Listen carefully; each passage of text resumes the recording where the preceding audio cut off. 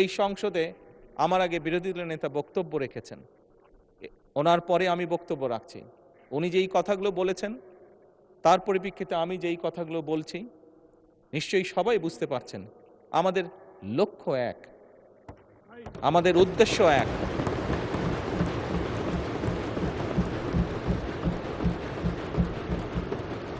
আমাদের গন্তব্য এক। লক্ষ্য কি? লক্ষ্য হচ্ছে বাংলাদেশের মানুষ। উদ্দেশ্য কি?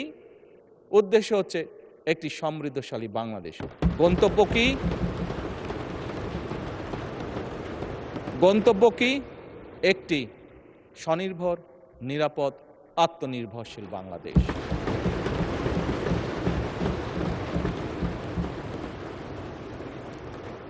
মাননীয় স্পিকার, এটি সংসদ, জাতীয় সংসদ। মাননীয় বিরোধী দলের নেতা বলেছেন আমরা এগ্রি করছি ডিসএগ্রিমেন্টের জন্য। Agree to disagree. মাননীয় স্পিকার, পৃথিবীর তাবৎ দেশ যারা গণতন্ত্রের চর্চা করে প্রত্যেকটি পার্লামেন্টেই এটি একটি স্বীকৃত বিষয়। মাননীয় স্পিকার, ইয়েস, আজকে হয়তো জুলাই সনদ নিয়ে অনেক কথা হয়েছে, আমি সেই ডিবেটেই যাব না।